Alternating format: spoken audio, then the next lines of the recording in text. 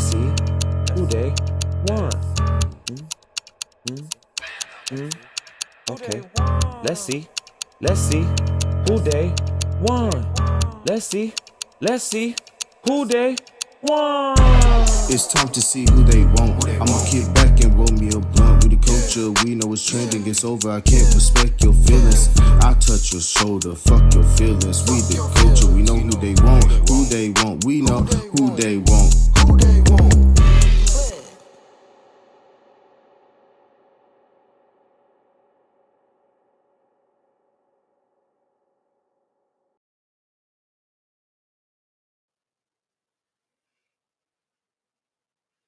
All right, ladies and gentlemen, welcome back to the only podcast show that does everything that they don't. You know, we have commercials, we let people be themselves, we be original, we have open conversations, we be who they want. You know what I'm saying? This is Live with DJ Steady and Company, and I am the one and only, Mr. DJ Steady, who's always ready to give on a good interview, good show, good content, and good energy, you know. It's been an amazing weekend, jumping off all that. Monday was kind of a slow burn, but I'm back. I'm back together. I'm well put together. I finally got a chance to get out the house for a while, enjoy great fun with great people and great energy. Now it's time to give Live with DJ and Steady and Company some great content and great energy as well. You know, first things first, I want to say rest in peace to Big George Foreman, the boxing legend. We lost him recently over the course of this weekend. And it's just mind blowing. We're losing a lot of greats, losing a lot of people, but let us not, dwell into that arena. So rest in peace. This is Live with DJ Steady and Company, and I got a great show lined up for you people. It usually works a lot better when Kyle is here, but he's running a little late, but he's gonna be here. So let's go ahead and spice it up. Get back into it, ladies and gentlemen.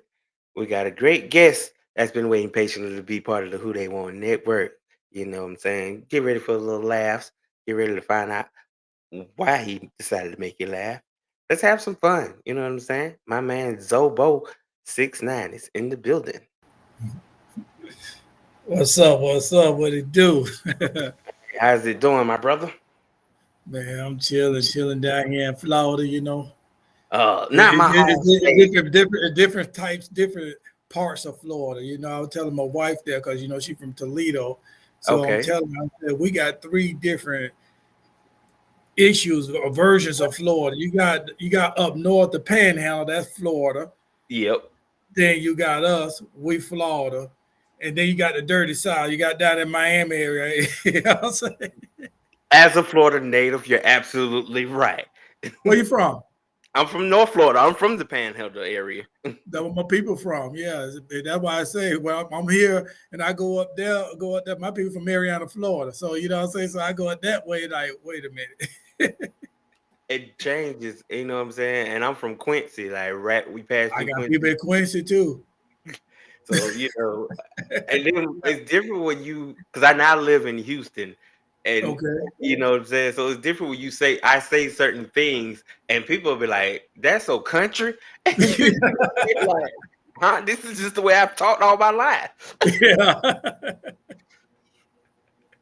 Yeah. Yeah. So yeah, we just chilling down here. That's it. That's all we can do, you know what I'm saying? And good thing you decided to be a comedian in that section of Florida, 'cause they need some laugh stuff. Oh yeah. Oh yeah. You can't do nothing but laugh out of this area. You know what I'm saying? This where I'm from, it's like Scam City right here. You better watch who you deal with. I don't give my peoples my information, so shit. So I can't give nobody else. They don't even know my real name. So I'm on them. Man, we third cousin. Yeah, it was tight that you wouldn't know my real name. Man, no, that is the truth. Like you gotta be careful because people will, and they will do it so nice, nasty. You wouldn't Oh you. yeah. I'm from my part. You got that one cousin that they tell you, he's still alive. You better hide this, you better hide that. He'll steal your drawers right off you while you standing there talking to you. Oh, You wouldn't even know it. wouldn't even know. He's just sitting up there talking, and then he'll sell it back to you. I just had Nah, man, it's crazy. But it's a pleasure to meet you. Welcome to Live with. Pleasure to be here. It's a pleasure to be here. So go ahead and reintroduce yourself for those who don't know you on my network. Oh, right. ZoeBoe69. Okay, I got a lot of things going on. You know what I'm saying? I'm a veteran. You see me with the Army shirt on. And I didn't wear this shirt, but just to say I was a veteran. It's the only shirt I picked out when I went in there. And it was the first shirt. And, using my wife's dress me, but she didn't do it this time. So I could free fall. I can do what I want to do now. You get to be grown today. I can be grown today. So, yeah, I'm movie producer for one. We got 2 movies on so far on Tubi and other streaming apps, but Tubi, that's probably like the main one everybody know is Debit Card Life Matters and Church Sessions. They both comedy films. If you're a church going person, don't go watching church sessions and get a comment, get in my email, sitting up there trying to tell me off. No, it's a comedy. It's about real life thing. It's a comedy because my folks from the country up there in Marietta, Florida, originally that's where they from. So say they believe in church, and half of them was the one telling me, well, you shouldn't have did that, and I said, well, y'all shouldn't have been acting like that. So then we got something that a documentary, it's a comedian documentary, has been picked up by Amazon. So in a couple of weeks, you'll see it on Amazon Prime, and then eventually be on Tubi. It's called The Comedian Journeys. It's just a lifestyle, the journeys between 2 comedians. And what we went through to make it where we at is no fancy, you got the lights right, all that. It's like wherever we shot the film at, where we shot the like I said at, that's what we use. So we showing you the good, the bad, and the ugly. So you getting everything with that. You getting the truth. Because a lot of these comedy specials, they like to fix it up like it's glamorous, and they walk out there this and that, but that's not how it really happened. You know what I'm saying? So we're telling you like how it is, and we're working on a movie now called Pretentious. We're working on now. Matter of fact, Saturday going to be the last day that we shoot it, and it's about an Army veterans going through a lot of issues. So he got social anxiety. He don't trust nobody. He don't even trust himself. So that's going to be a good movie to watch. And check us out, King's Castle ENT. That's our brand, King Castle ENT. We got podcasts. We got everything. We trying to do what we do. I love it. Ladies and gentlemen, my man Kyle E has joined us for tonight's festivities. Man, I love it. And shout out to you for putting movies out there for us to enjoy and capturing different essences, like shooting a comedy movie church-based. Because I get it. You got the super religious, you got so forth and so forth that can critique it however they feel they need to. But me, if it makes me laugh, like First Sunday was a comedy and it was church related, and I loved it. Yeah, me too. Me too. I love it. I like Ice Cube anyway. I like his movies, you know what I'm saying? So yeah, man. And Cat Williams too. Yeah, man. I'm a movie buff. Like I'm movie buff. So even when you say Tubi movies, I know people cringe. Oh, you watch movies on Tubi. I'm like, it's no different than watching Young and the Restless and Lifetime Movie Network. Right. I mean, Tubi, you know what I'm saying? You got the good and the bad, like I say, but at the same time, you got to respect these people that for putting these movies and to put it on Tubi. It's not as easy as it sounds like, okay, I'm going to put this movie on Tubi. It's not easy as, like you say, oh, we're going to do this. It's a lot of work you got to do for them to at least even accept it. You know what I'm saying? So it's a lot of work you got to put into it. It could be a garbage movie, but you took the time out for them to accept it and take it. It ain't like the next week. Okay, you send it to them next week. They accept it. No, they gonna send you through the rangers. You know what I'm saying? Yeah, it's a So established network. So of course yeah, they have their policies in effect, what gets green lighted and what doesn't get green lighted. And I salute them for just supporting independent people trying to put something in the limelight. right, right. Agreed. Yeah. Sorry for being late, fellas. No worries. But yeah, but good, but good to meet you, sir. Same here. All right. Well, since we're talking about you having your movie and your journey on Tubi, can you kind of elaborate on what that takes to put it on that platform? Do you know? Well, you have to go through a company or a person. Some people can go to Tubi. Once you create a lot of movies, I guess you can get that bond with them or whatever. But I go through Film Hub, and I'm giving you the secret. I ain't gonna say because it ain't no secret to me. I'm telling you what to do Hmm. because I don't feel like doing all that paperwork and all that and all this. But I go through Film Hub, and see when you go through Film Hub, you still got they want all kind of different covers, different sizes, 4:3, 3:4, 2:3. You got to do all that. You got the video aspects got to be right. You know what I'm saying? Everything got to be right. So it's a struggle, but at the same time, you got to be patient with it. Don't rush, and just what I'm saying. Just ask them, and they'll help you. Like, and then what they do is they shop your film everywhere. Hmm. So I ain't gonna say everywhere because there's certain places they ain't in contract with yet. But with the Amazon Prime, the Tubi, the Peacocks and stuff like that, they shop it everywhere. But I'm gonna tell you right now, they're gonna get a percentage now. So when you start getting paid, they gonna get their percentage out of it. So Because you're I mean, you using got their platform, yeah. different people that you can go through, Hmm. but I look at it this way: I ain't made the money yet, so what they take out, I ain't never seen, can't hurt me. Mm, Hmm. I like that. That's real. That's a jewel right there. That's real. Yeah. Yeah. And another thing is too though, you got to think about it. If you pay somebody up front versus them got to work to get your stuff together, who gonna really be working harder? You ain't paid yet, so you trying to get paid, so you're gonna be out there working. Hmm. Working Yeah. harder than ever. You Yeah. you at the McDonald's flipping by day, you on the corner by night. Yeah, a lot of us they don't like a lot of people they don't see the hustle, they just see the results. Yeah. You know, they just see the results of the hard work. Like some have it easier than others, or so it seems. But at the same time, like I like it when a comedian can talk about can talk about themselves, because you see where where they've been, where they're coming from, and where they're going. And I'm not saying that they all got to be relatable, but it's like, Mhm.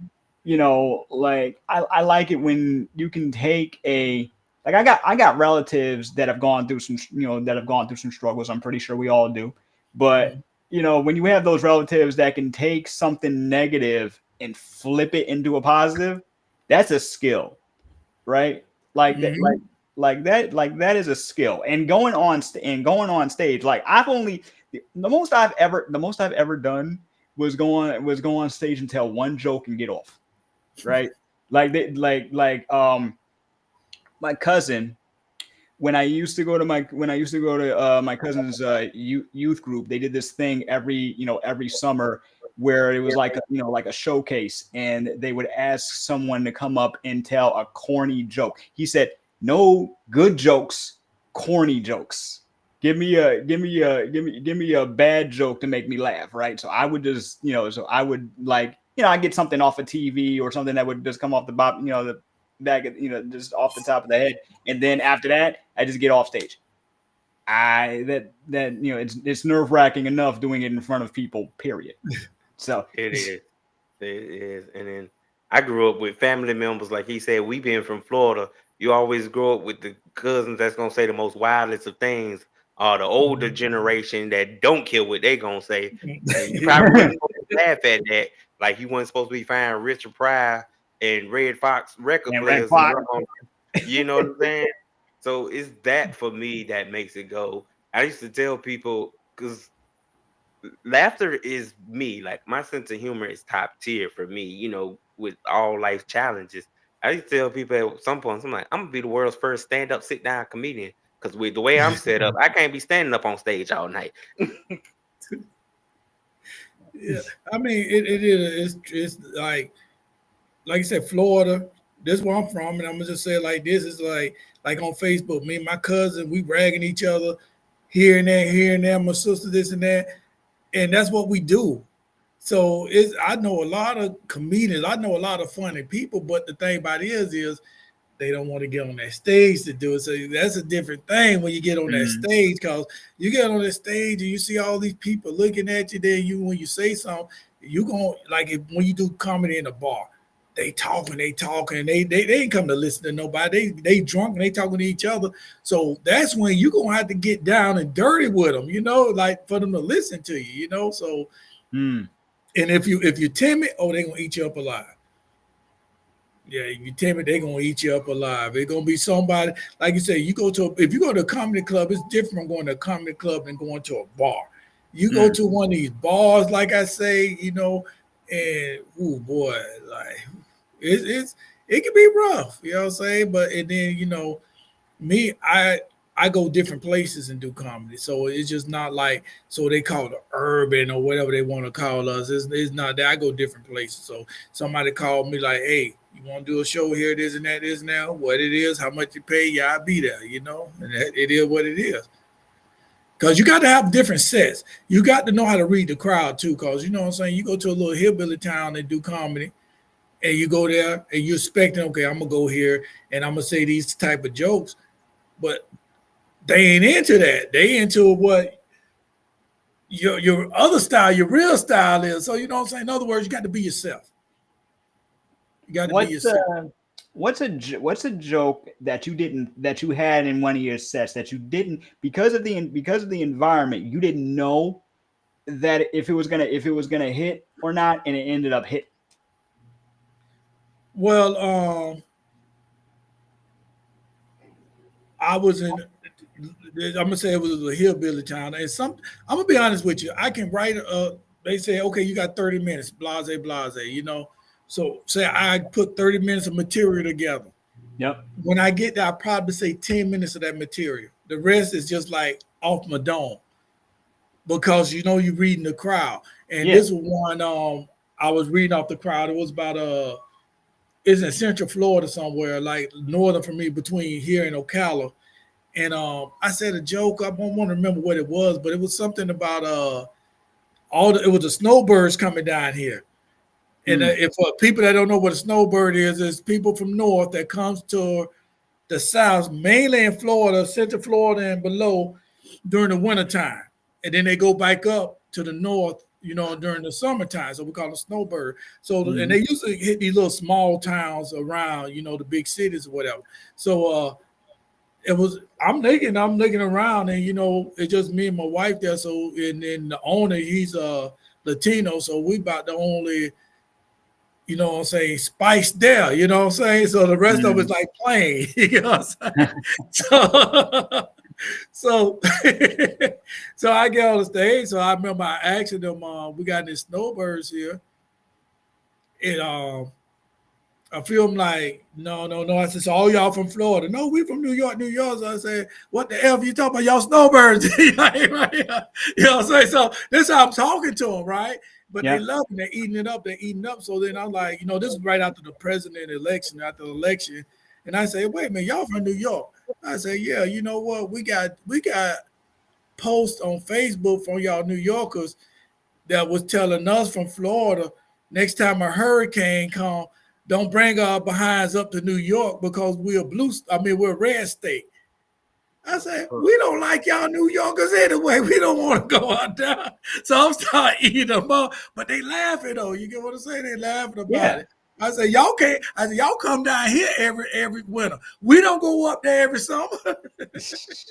Man. So I Natural did about comedy. 5-10 minutes on that because the people in the crowd, and I'm talking about this is like an older dude. He probably like in his 80s. I'm talking about him, and so not talking about him, but having fun with him. You know what I'm Yeah, saying? of course. Yeah, Mhm. And then I'm the type, if I'm going to a comedy show, then I expect to be that one that, oh, look at him rolling in. And, you expect a roast because, yeah, you go into that environment. Don't get mad because you go into that arena and then get mad because the joke's on you, become part of the joke. That's what I like about unnatural, unscathed, just pure yeah, comedy. And it's only very few that can do it just right out the gate. Like I've Mhm. yeah, been keeping up with Aries Spears and his comedy. Like he picks people out the crowd all the time wherever he go. But you know the one who started though, right? The one that I know who started DL Hughley. He Yeah. started that. When Yes. I first started watching, he was the first one I seen doing that. And Aries Spears did quote it and said it. That's where he got it from. Oh, okay, yeah.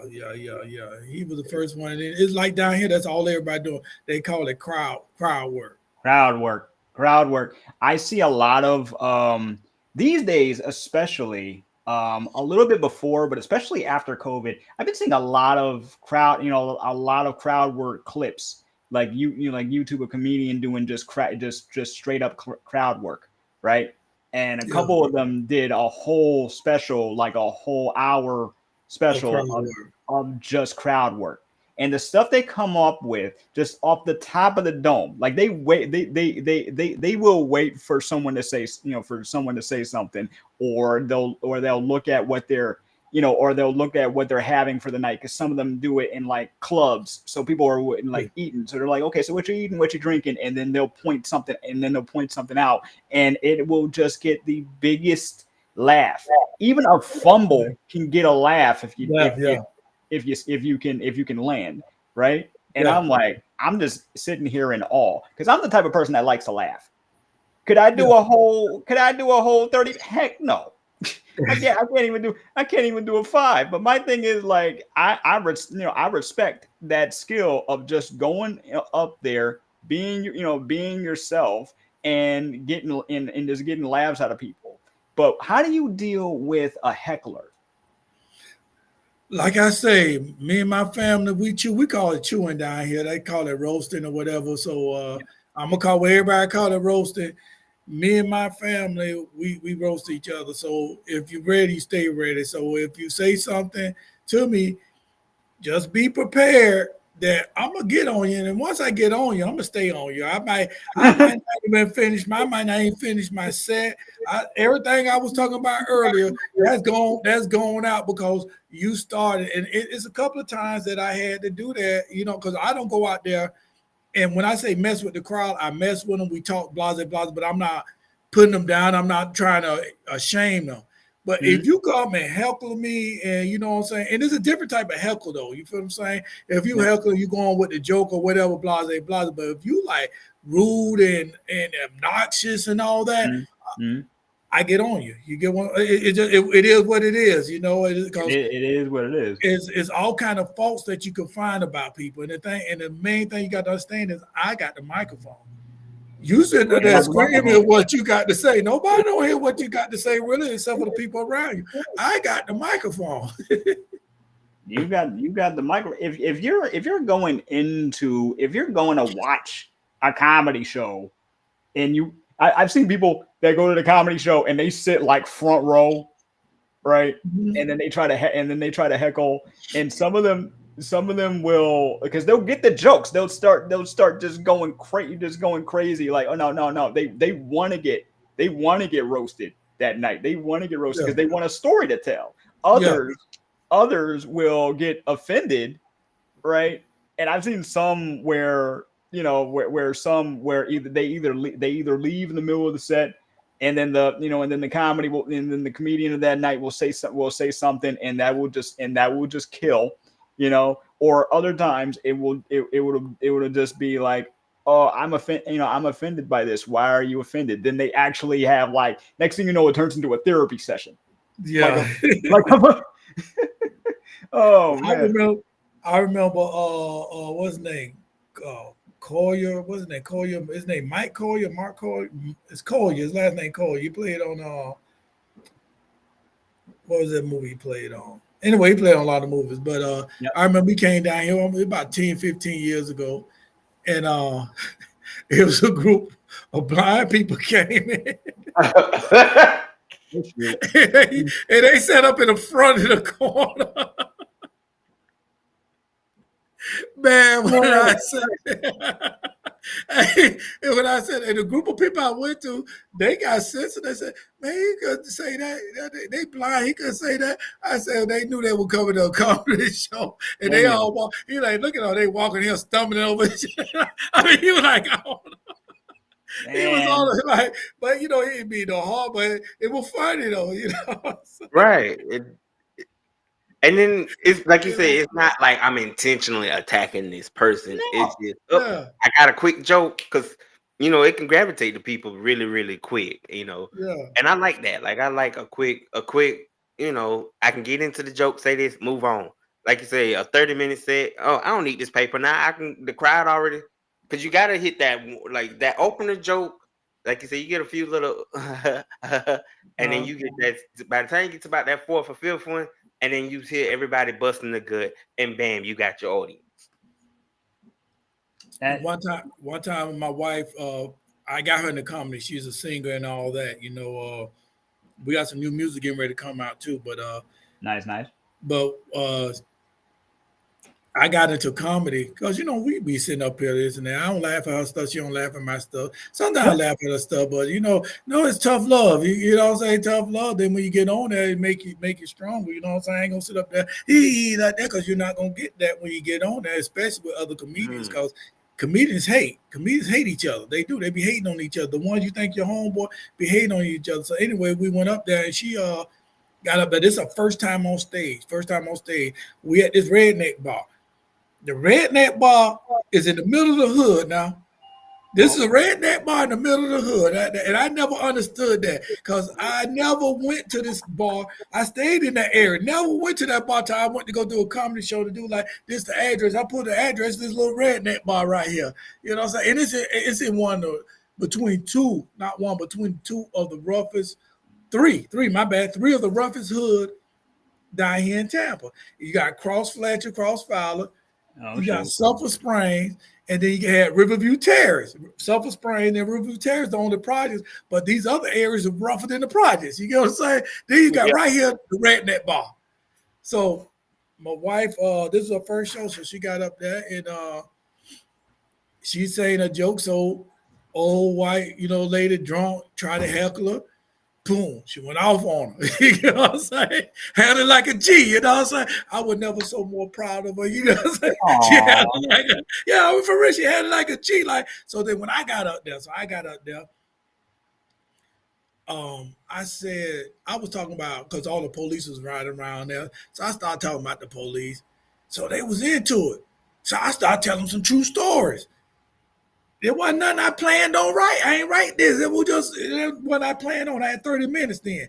I had planned on this. So the whole, I'm going to say about 25 minutes, I'm talking about me with my issues with different police officers. Our man was talking about when the police had whooped my behind, you know what I'm saying?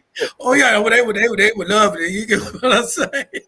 Then I would talk about I wish Ebola was black because police weren't messing with black people when Ebola was here, you know what I'm saying? So, man. So, I made jokes out of it, but you know what I'm saying? They love it. So, after that, not really out there because I already know what I can do. But like with my wife, like after that right there, your first show was at a redneck bar and look how you handle it. So, it's like anywhere we go, we go. It's like it is what it is. You just got to be prepared. You know what I'm saying? Be prepared for the crowd. If you got a different crowd than what it is, then you just got to go with the flow. So you guys at the Redneck Bar that night, that was her first performance? That was her first show? First comedy performance, yes. Woo! Big ups. Yeah. They gave her 10 minutes. Quick. Right? Yeah, that was our first comedy performance right there. In the middle of the hood with a bunch of in the middle of the hood. Okay. Yeah, I had to say some stuff like that because I was talking about how the police will go everywhere else, but I never seen the police pull nobody up at that bar. They had their limits. Like, Yeah, Yeah. right, Billy Bob, let them know that we gentrified this section of the square. Yeah. I ain't never Oh, see. I ain't never see you. You want to get somebody DUI somewhere right outside, you get DUI. But somebody coming out that bar, police will pass right by them. They can be swerving out, the police pass right by them. Like they ain't seen that. that sounds like a movie. That sounds like a movie right there. Yeah, yeah. You know, the lady that owned it, the old lady that owned it, she died. Maybe a year or two later after that, and they sold it. So I don't know what they did with it. Because I Oh, was dude. planning on, to be honest with you, if I knew she had died, I would have bought it. I would have bought Mm. it out. You know, it's in the middle of the hood and keep it the way it is. Because apparently she was making some money. She knew her clientele. Yeah, She knew her yeah, clientele. sometimes Wow. that sometimes that ruins a lot of, you know what I'm saying, a lot of things when it, especially if there's no relatives or somebody to come in and kind of take it over, and then right. people come in and, oh, we want to remodel, tear this down and try to make it Yeah. nuanced, but then it lackluster because now I can't tell my joke because they might be like, well, she might have condoned that, well, we don't condone that here now. We all don't. Right, right, right. Mm. It changes the whole environment. That Yes. is so um we talked a little bit, we talked about a little bit about like other, other comedians here and there, and I'm sorry once again because I came in late, but can you give us like who are you watching now, like do you watch other comedians, like to make yourself laugh, not to give material, like just to make yourself laugh? No. No, I don't. I don't. I don't. Once I start getting into comedy, Yeah. I really don't watch specials and stuff. People are like, oh, you got to pick this special. The only time I see somebody doing something, if I see a clip on YouTube or Facebook or something, and I see that. Now, I did go see Cat Williams twice. I went to see Said Entertainment was said. What was it was the four of them was said. Oh man, what's his name? The dude that died. If D.L. Hughley was with him too. The kings of What comedy, was Steve It it? wasn't Harvey. Kings of it wasn't Kings of Comedy. It was like maybe 6-7 years ago. Ah, Eddie Griffin was Eddie Griffin. Ooh. Lopez. George It Lopez. was Black and Brown tour or Nice, something like that. Black and nice, nice. Brown tour. Because I think it was Eddie Murphy's brother that had died. He's supposed to came Ah, down Charlie here. Murphy, rest Charlie in Murphy peace. supposed to have been with him and he didn't show up. And Mm. I didn't know he was sick. And then, a couple of months later, they say he had died. He's supposed to have been on the tour with him. Right. I But remember anyway, I that. went to see them but like I said, it's me watching, and I could watch somebody like them because that's not my style anyway. Ah, So now, but if Bernie Mac still was alive or Red Fox, I couldn't yep, watch him. Cause I'm saying, cause people tell me I'm too much like both of them. I got it mixed because you never know what's gonna come out their mouth. You know what I'm right, saying? So right. I don't want to be accused of, oh, you stole that from Bernie Mac. You can't tell me I stole anything from anybody because I don't watch nobody.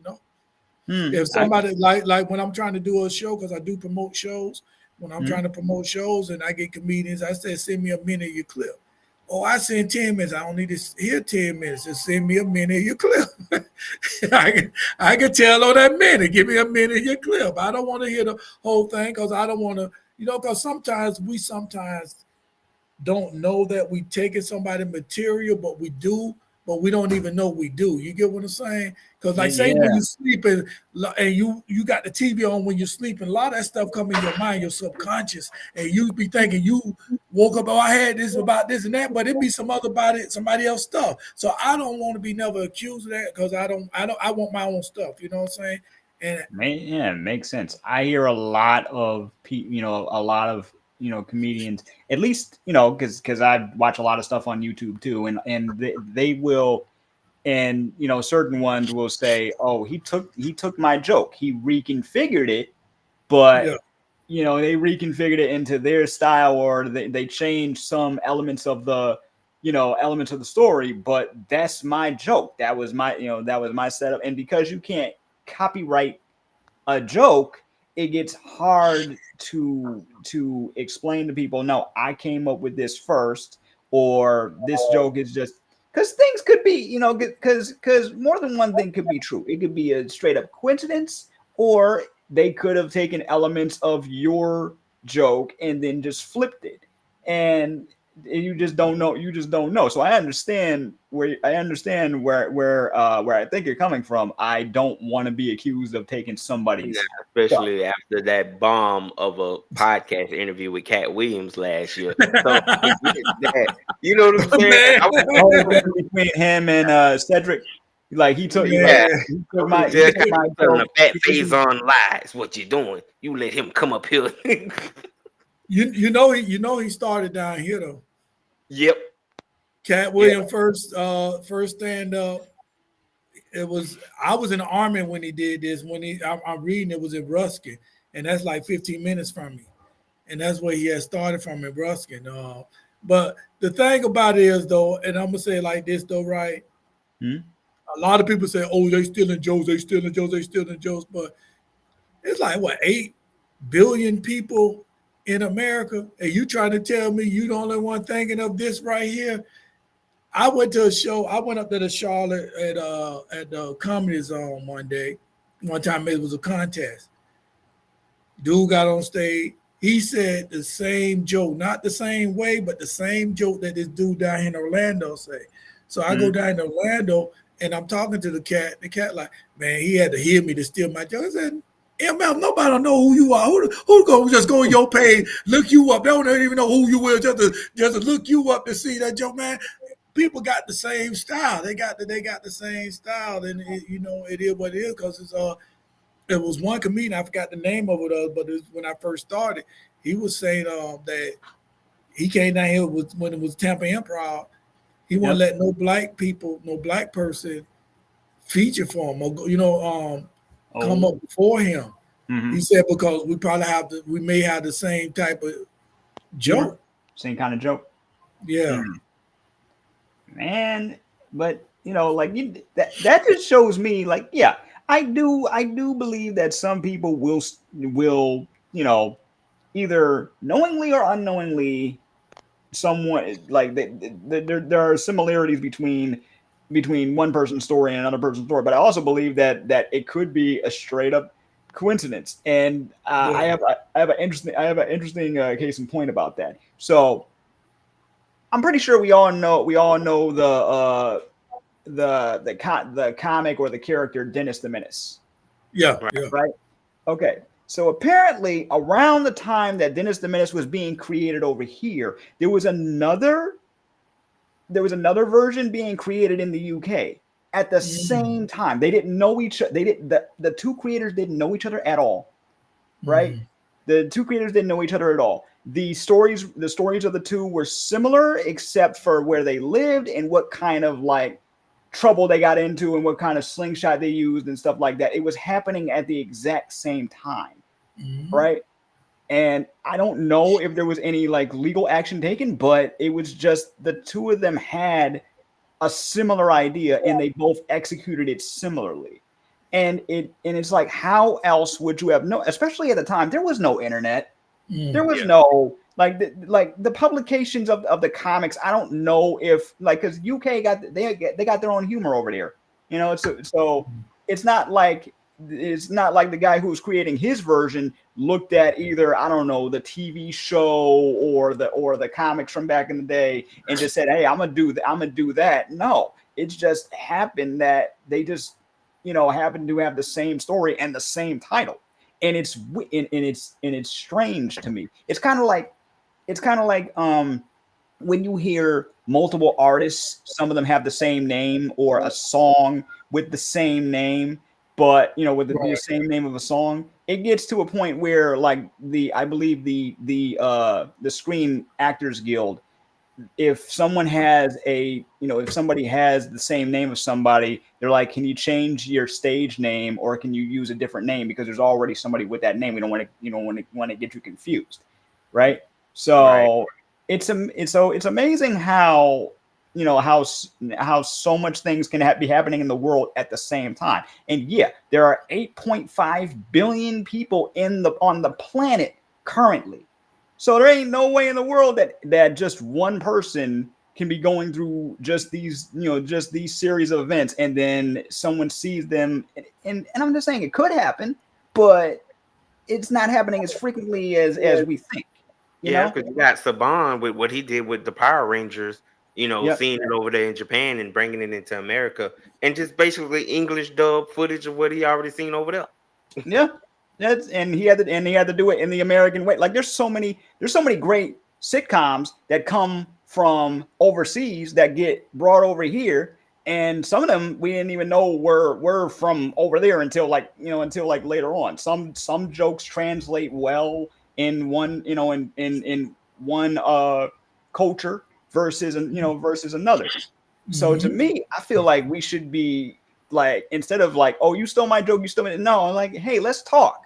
What was your like life like, or what was your like, interest like? What was it that helped you exercise that comedy side of you? You know what I'm saying? That goes back to what he said earlier about hatred in that comedy zone. Like there's Yep. no allegiance to that. There's no club of, hey man, I need to come holler at you. You got to come see me about that. It's they try to code it by, if you look at, he said his joke in 2001, but I had already said it in 1999. So Yeah, therefore it's my joke. But and, he didn't even know who you were. Maybe exactly. you And know. another thing is when you're on the stage. Me personally, I'm on the stage with some people. Some people you bring to the stage, how I put it, they suck. I'm gonna be honest. They just ain't funny. You know what I'm saying? People think they ain't funny. So if you put somebody in front of them that's kind of funny and they doing their thing, I tell them straight up, piggyback off them jokes. You know what I'm saying? Piggyback. If this person get off the stage and he got this crowd going, piggyback. Thank you. Hmm. I Rush had my in. wife wearing my belt. Uh-oh. Ah, I like that. this, I like that. this was presented to me this Saturday. It was presented to me, and my wife got one too at this NCW champions Neck Dog Championship Wrestling, an independent wrestling organization. So we Mhm. came back from vacation, went straight down there, and we did. You know what I'm saying? We do comedy sets. The dude that owned the wrestling thing. Actually me and him went to school together. We didn't know it till probably like 10 years ago when we met up. And I'm doing my comedy, and his son doing his thing and all that. But yeah, they presented us with belts. You know what I'm saying? So the king of comedy. So not the comedy down here, to put it this way. You know what I'm saying? So I got my own belt. Nice. But like I was saying before, though, I tell people straight up, if you're uncomfortable with this type of crowd or whatever, you uncomfortable, it's all right to piggyback off this person joke. You know what I'm saying? Because our main objective is what? To keep the crowd laughing. Laughing. Mhm. Even in battle rap, a lot of times when two artists go head to head, the one opponent gonna use exactly what the other person just said and then twist it around. And then It might Yeah, have a better delivery. It might have got better ahs and oohs.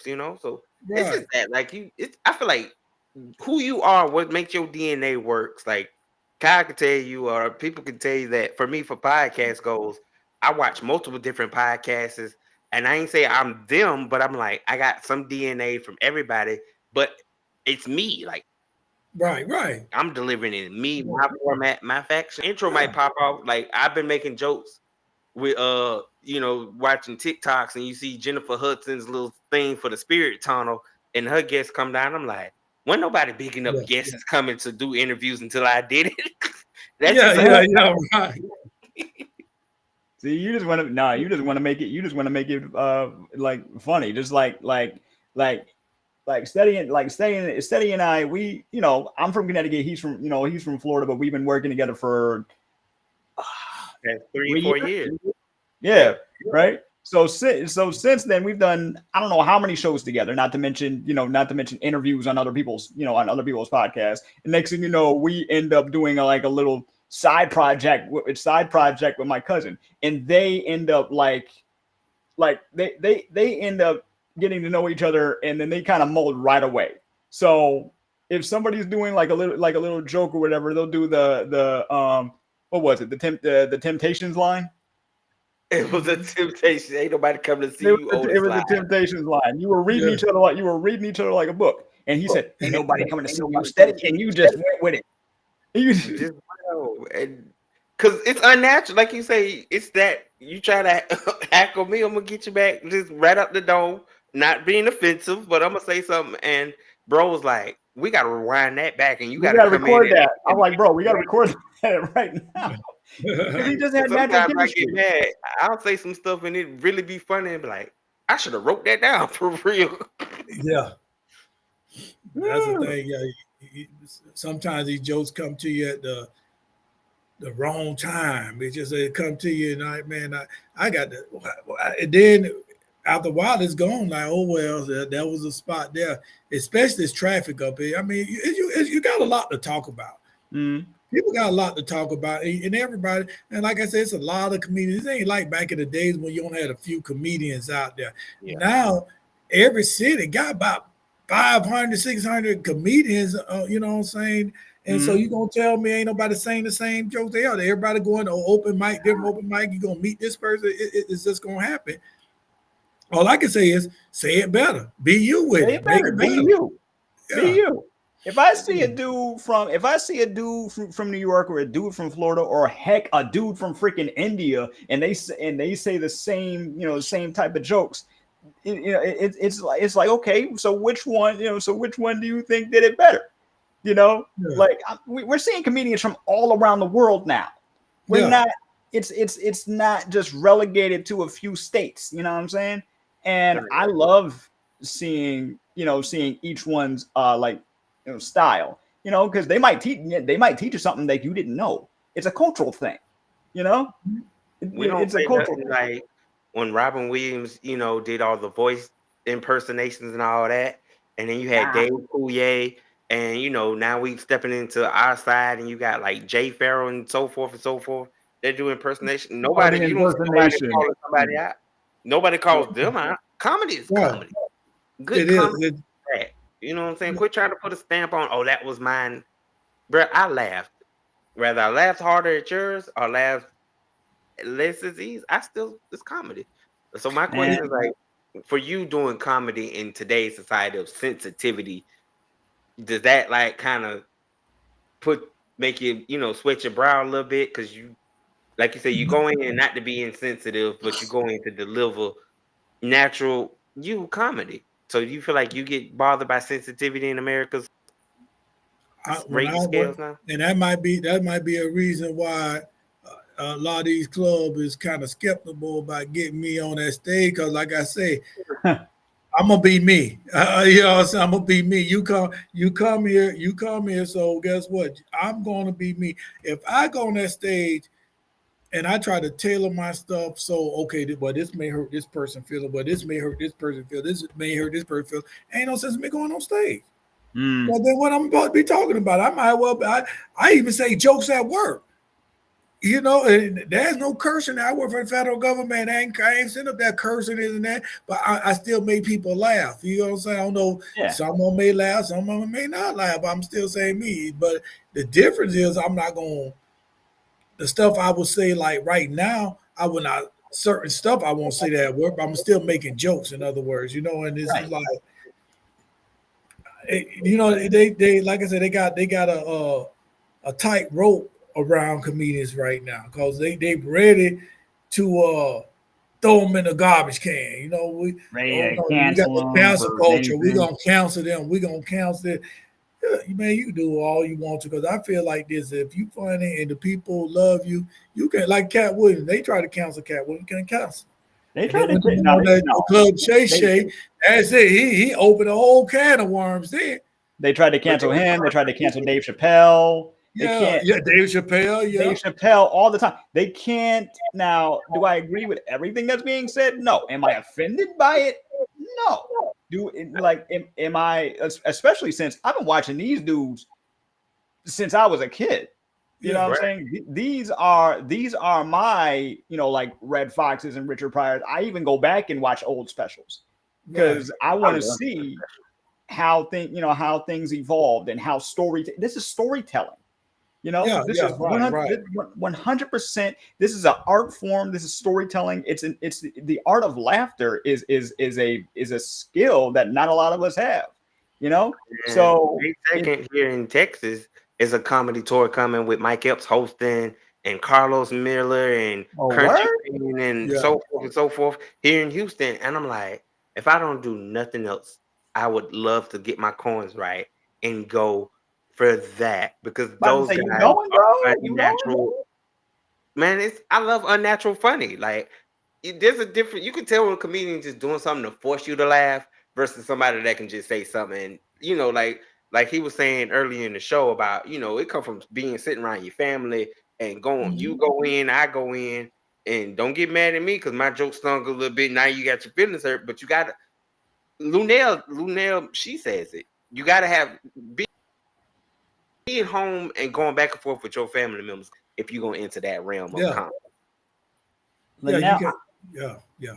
it is true. I got to see Cat. I got to see Cat Williams and Linnell one time when they came to my neck of the woods, right?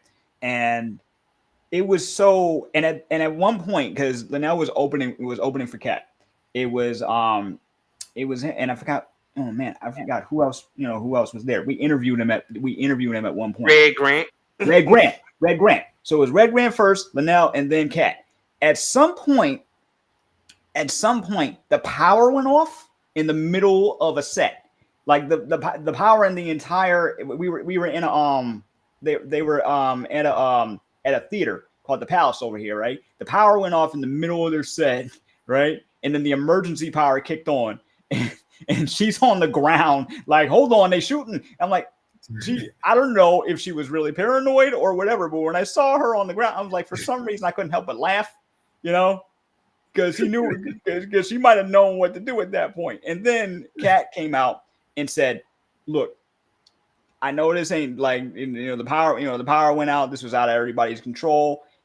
He did not charge us for that show. Like you guys already got the tickets. I'm coming back in a few months. Come back, redeem your ticket. I'm not going to charge you again." And he didn't charge us again. They did the show again. Some of the jokes they did that were the same because they were on tour, Right. but at the same time, they were gracious enough to let us come back and not charge us. That's And good. the show itself was so awesome. And I got to share that with my dad. It was like one of the first comedy shows I got to go with him as an adult. And that was that to me was one of the best nights. You know? That's good. Yeah, that was Sitting good. in my That's genius. backyard Yeah. with my cousin and being from Florida and being big dudes, you already knew jokes used to come. So again, developing thick skin in the comedy for us, you go through all the your mama jokes, all the fat jokes.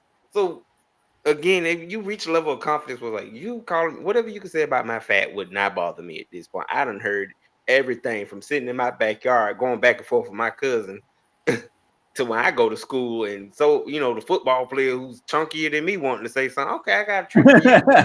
And I remember me and my cousin went in so hard on this one guy in like middle school, and he started crying, and we got in trouble. But I'm like, but wasn't nobody coming for us when he was coming at us first.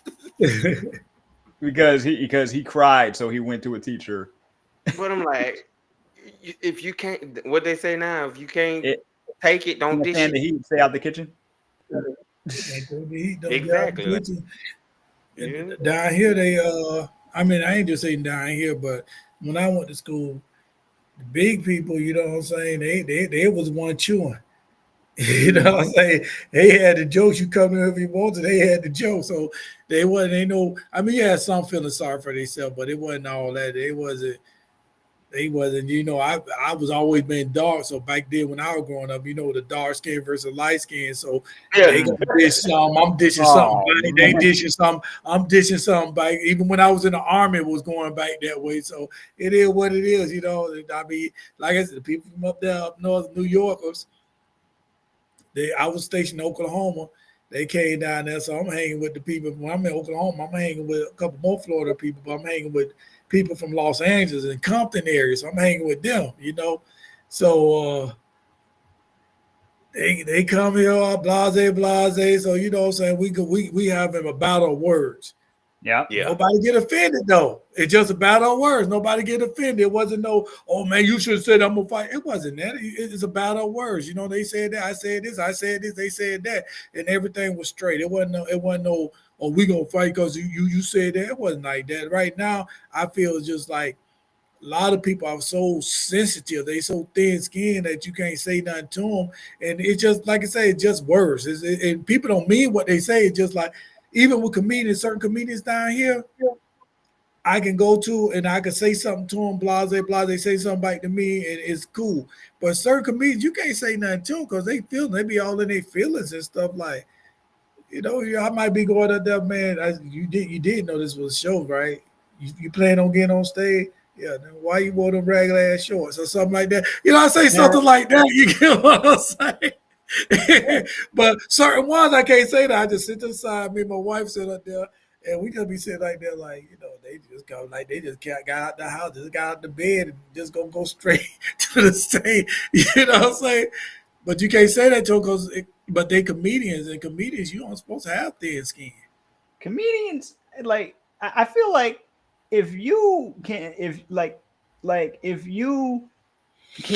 dish it out, especially if you're a comedian, like an audience member, it's like one thing, but if you're at a show and you're offended by something, it's like, but you're the one that either said something first or heckled them. It's like, wait a minute, so you can dish it out, but you can't take it. What's the problem? I've heard everything. I'm a disabled short guy.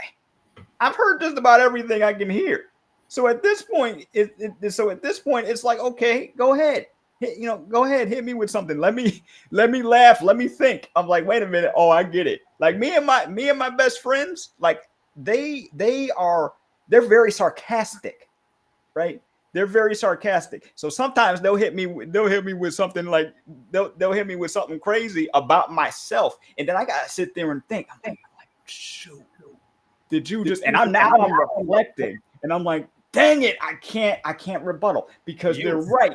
I'm an amputee. So got me looking in the mirror, man in the mirror moment, and I'm like, I can't. There's nothing I can do to rebuttal this because he's 100% right. And you got to be on a level of understanding who I am and having a fun with dark humor. So I got this thing where certain people call my phone and I know they can take a joke. And like I was saying, I'm an amputee. So I pick up my phone and be like, standing on the right, leaning on the left. And then be like, what? So, on the right, leaning on the left. And my brother fell out laughing, talking about, boy, you crazy. It's like because he wasn't expecting that. You answered the phone like that. That's a good one. About that. I had before that had came up. I had my right big toe amputated from a situation, and people you say, and I'd be like 9 toes down for you. Yeah, right there. That's the name of your album, right there. 9 toes down for you, baby. 9 toes down. What up? You got to be able to take a joke. It's all about having fun. It's not. It's all about that, yeah. There's one comedian. He's blind, so he say he blind. I don't know because I like I said I seen him. He stayed living. I don't know if he live in Orlando now, but that's when I seen him.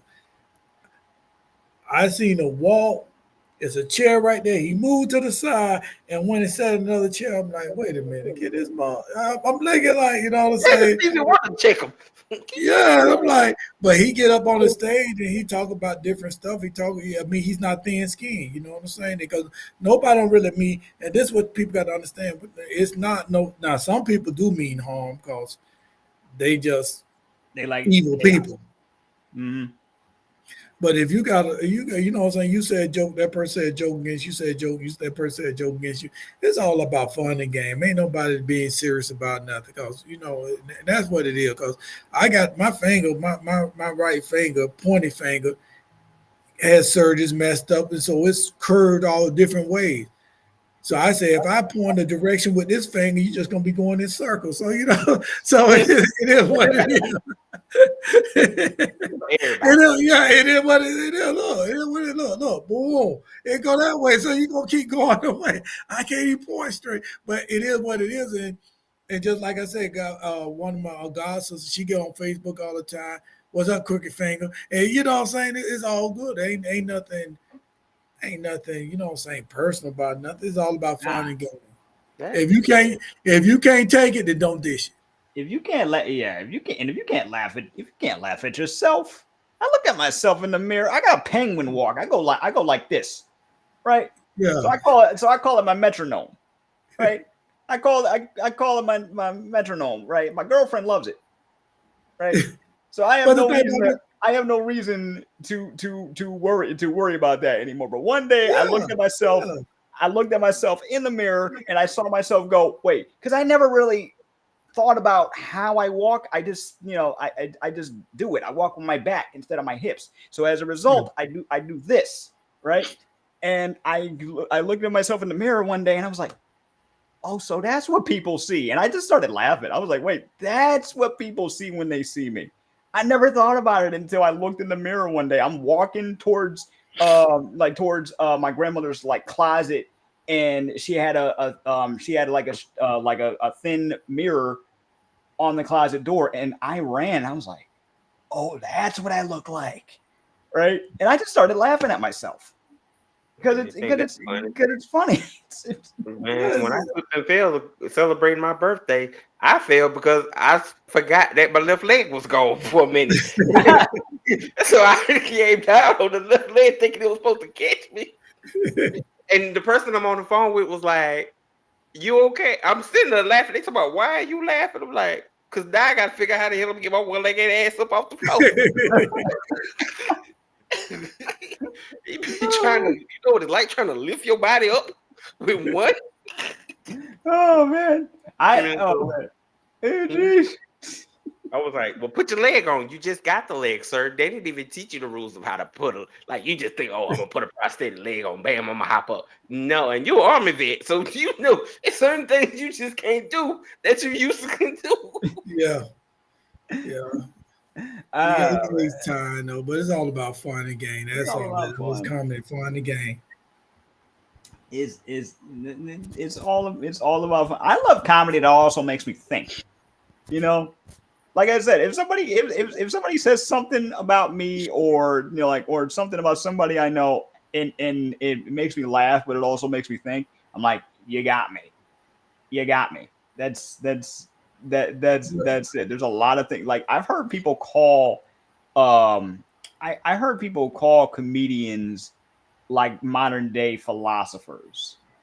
And I think the reason for that is back in the day when way back in the day, I'm talking like Roman times and places like that, they looked to the philosophers, the scientists and stuff like that. Now we're looking to Facebook.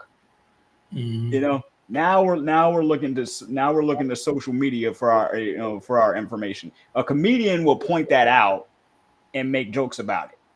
Or point out something, something like a dumb article that just people saw the article and they didn't read the rest. Next thing you know, then you get the rest of the article from like the Daily Show or one of the many other talk shows out there with all these comedians, and they are telling the real news. I'm like, that to me says a lot about where we are right now, but also it makes me it makes me think, but it also makes me laugh.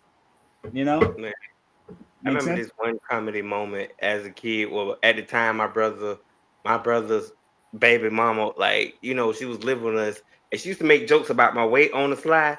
So she used to make this joke trying to be fancy, and she was like, "Oh, you need a Brazil."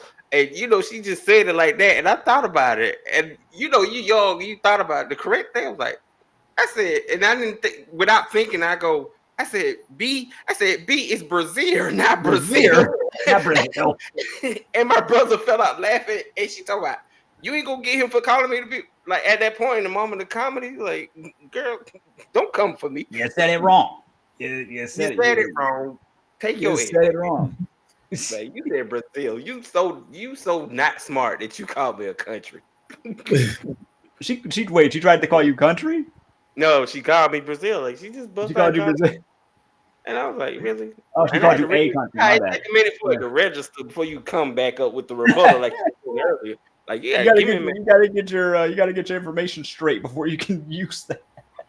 Like, for one of my favorite comedy guy, I used to end my show talk about I was gonna start my own funeral home, and my slogan was, if you shot them, we plot them. You stab them, we grab them.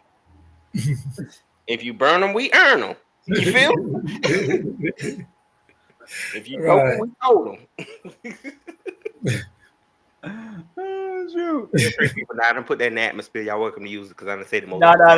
I don't because some of those I've seen where like people will everybody's had like uh those phone calls like those blank calls or those scam calls, right? So Mhm. now I'm seeing people just come up with the weirdest like just weirdest thing. Like there's a woman who's making content because she has a landline in a house that she owns, right? She has a landline. She does not know the number to the landline, but the scammers do. So every time she answers the phone, she says something witty and then they hang up. It's so like seeing people come up with something like that. Like I can't think of something that fast. They come with because they probably heard everything. So now they're just coming with their own with their own thing. It's hilarious. Right. But ladies and gentlemen, y'all know we've come to that part of the show where we got to get out the studio, pay some bills, go hang out, fix some dinner. So, champ, real quick, comedy champ, this is your moment. If you want to take any shout outs, find out your movies at, take this opportunity to do your thing. All right, you can find me on Tubi. Debit Card Life Matters and Church Sessions on Tubi. We got a new movie. Amazon Prime picked up the Comedian Journeys. That'll be on Amazon Prime in a couple of weeks. If you're in the Toledo area, Toledo, Ohio area, June 21st, we got a Jeans So Tight tour going there. We're gonna be in Toledo, Ohio, June 21st. So go to Kings Castle ENT.com, kingscastleent.com and get your tickets. And also April 13th, we have a virtual networking free. Virtual Okay. networking is free. So go to kingscastleent.com and what we're gonna be talking about, we're gonna tell you stop using everybody, stop wasting your money. In other words, you waste your money paying people for some stuff that you can be doing. It's like you got a business, you know what I'm saying? We're gonna tell you how you can make more out of your business. And the first thing is stop incorporating everybody in your business, especially your family. Because just because they're your family don't mean they should be your business partner, be all in your business.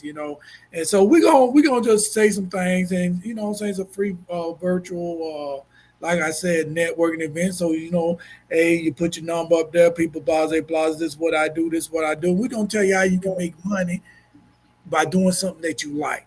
And it's free. We ain't getting nothing out of it. Ain't nothing out of it. I just want to spread it to the world because there's a lot of things that we do that uh I was paying people to do it. Like writing, not writing films, but like shooting movies and stuff like that.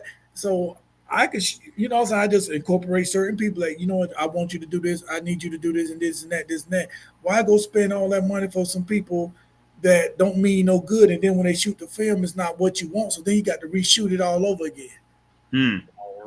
Then you got the people like, I need the movie covers. I'm paying somebody to do the graphics and this and that. And then they taking their time doing it. So I like, what I said, what, I do it myself. I got the app, but boom, get on the computer. It's gonna take you a week or 2 or 3 weeks to learn how to do it. But once you learn how to do it, hey, it's all you. It's all you. All right. So all right, and that can be found where again? kingscastleent.com. Just go to the website and go to the event and you'll see it. And Excellent. just go ahead and register for the event. And hey, I forgot what time it starts, so Don't quote me, but I know it's on a Sunday. There you go. Excellent. We expect you to be there after church service. The collection plate. Yo, yeah, it's out the church sessions. You did.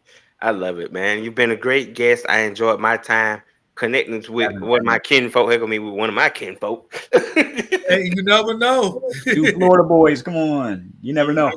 I got people in Quincy and Mariana up there in the woods, Campbellton, and they ain't even Mariana, they in Campbellton. See, people And all the few next Springs.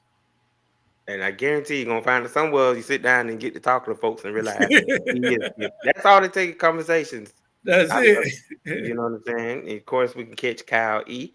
He dropping new A for Abled A episodes. for Abled episodes right now. I'm stacking my episodes talking about mental health and talking about living with disabilities. Shouts out to Steady because he came through again. On a panel of mine with one of my best friends in the world, and it was beautiful. It's not out yet, but I'll be letting everybody know. And big ups to Tails. Shout out to her. Shout out to everybody who has been listening to the content and watching it so far. You can catch me on every podcast audio platform as well as youtube.com/the A for Able podcast. And he think I'll be paying attention to. You can catch him on Brian Beeline's show on Thursdays. Word up. Right. Shout out to my peoples, man. That's it. That's for the show, ladies and gentlemen. This has been Live with DJ Steady. Y'all know how the slogan is. If you stay ready, you ain't got to get ready. Good night, folks.